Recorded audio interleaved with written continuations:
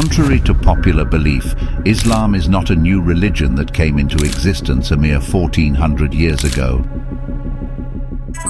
Islam in truth has existed since the first moment that man set foot on earth. Prophet Muhammad, peace be upon him, was the last prophet tasked with conveying the final form of Islam, which was the continuation, the culmination, the completion of Allah's universal message to mankind, as revealed to all of Allah's previous messengers and prophets.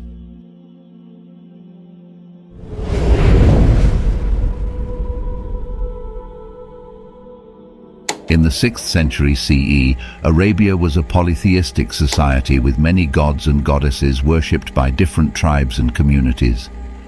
Prophet Muhammad, peace be upon him, was born into a family of merchants who were active in the trade routes throughout Arabia, and he was exposed to the religious beliefs and practices of many different communities during his travels. Prophet Muhammad, peace be upon him, was often conflicted about the beliefs and evil practices of his people. Around the age of 40, he started to experience visions that would come true.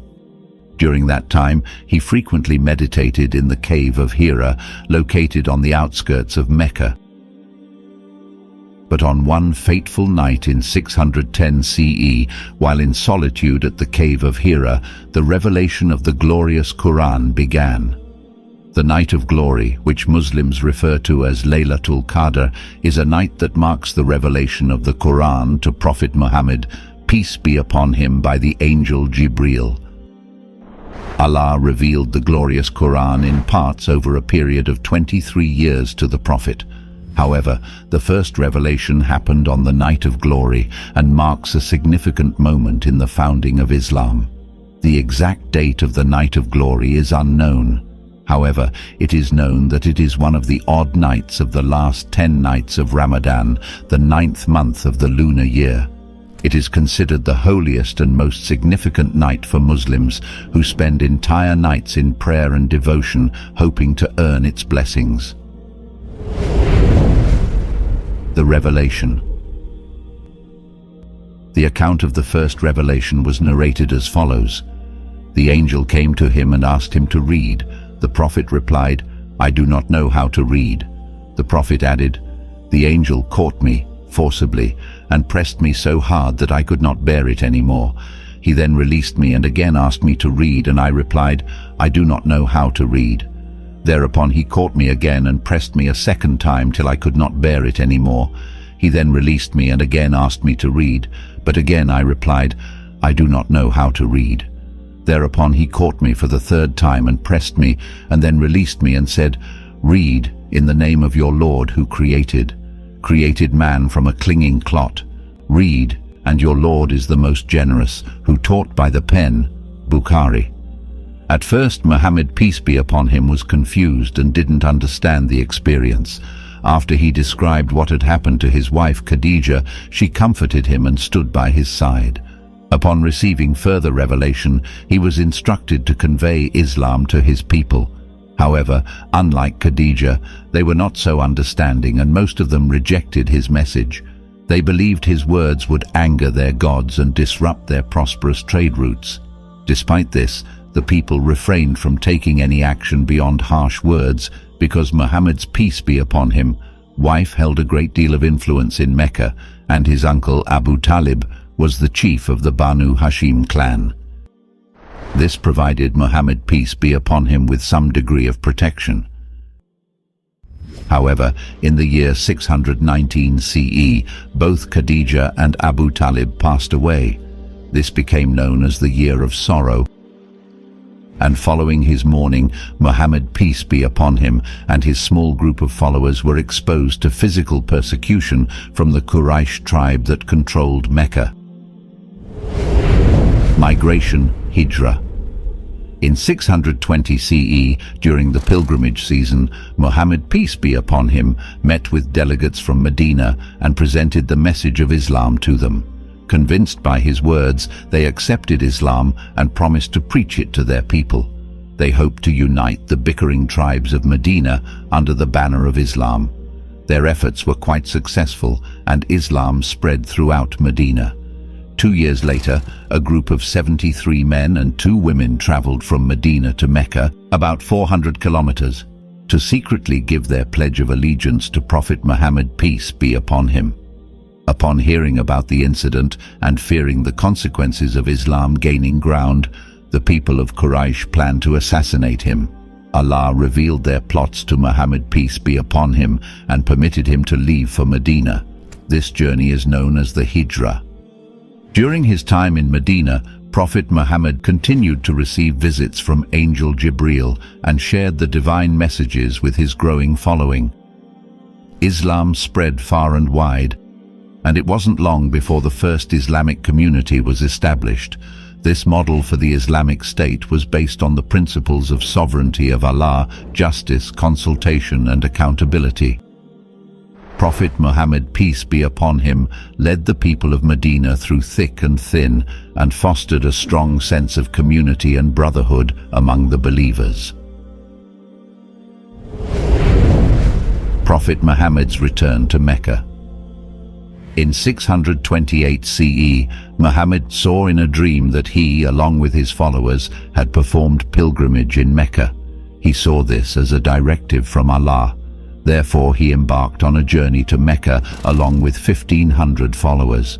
The Quraysh tribe did not want them to enter Mecca as it would make the Meccans look weak, so they sent a messenger to Muhammad, peace be upon him, to negotiate with him and sign a 10-year truce. This was called the Treaty of Hudaybiyah, named after the location where it was signed. Hudaybiyah, the turning point. The Treaty of Hudaybiyah was signed between the Prophet Muhammad, peace be upon him, and the Meccans in 628 AD and contained the following terms. 1. The Muslims had to return to Medina this time, but would be allowed to enter Mecca the following year to perform the pilgrimage. 2. The Muslims would not be allowed to carry any weapons with them on the pilgrimage except sheathed swords in their bags for self-defense.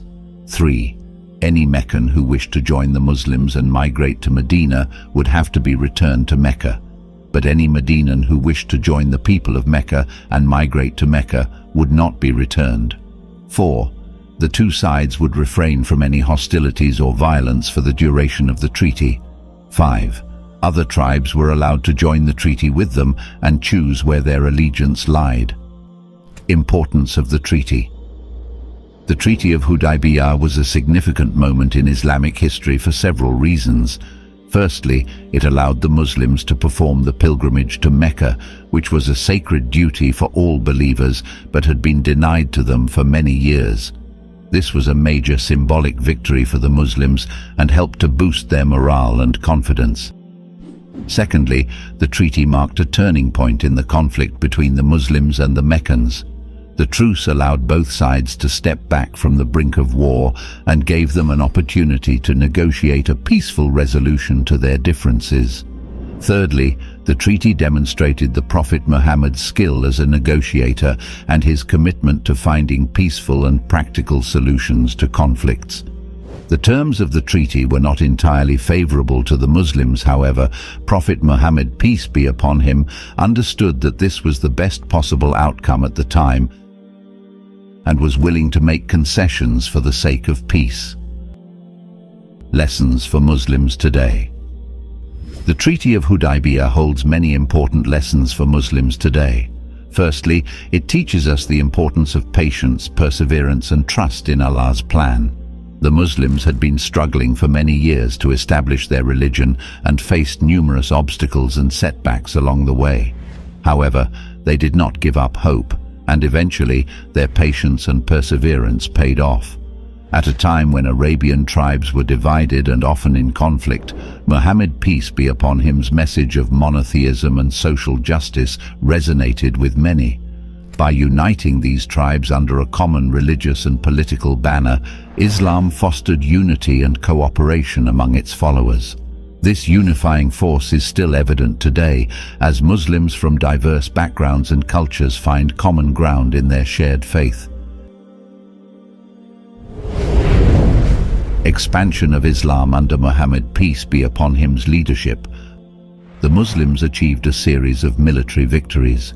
These successes not only expanded the reach of Islam, but also lent credibility to his prophetic claims.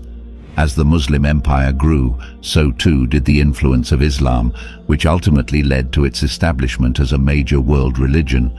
Prophet Muhammad, peace be upon him's teachings emphasized the importance of tolerance towards people of other faiths.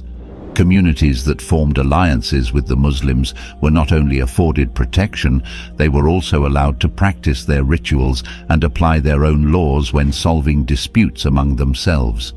The diverse and thriving society that resulted from this coexistence allowed for the exchange of ideas and the flourishing of art, science, and culture. Prophet Muhammad's death. Muhammad, peace be upon him, passed away in 632 CE. During his 23 years of prophecy, he not only established the 5 pillars of Islam, the testimony of faith, the prayer, the obligatory charity, the fasting, and the pilgrimage to Mecca, but left behind the blueprint for the submission of one's will to the Creator, the Sunnah. The Sunnah is a compilation of Prophet Muhammad's guidance and practices that Muslims adhere to in all aspects of their lives. It is integral for Islamic law and is second in importance only to the Quran. Islam has grown to become the second largest religion on earth.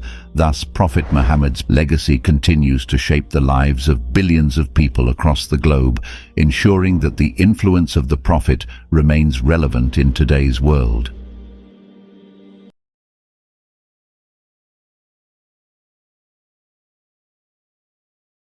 Wow, now I understand. This is the story of Prophet Muhammad, how it all started, how Prophet Muhammad came to be, his wife. Later his wife died, and from there the angel Zakir appeared to him. One thing I learned about it is that God always used the unqualified for his kingdom. That's how God is. Just imagine Prophet Muhammad is the least person that people will think Allah is going to use for his work, for him to liberate his people, to liberate Muslims, for them to have their liberty.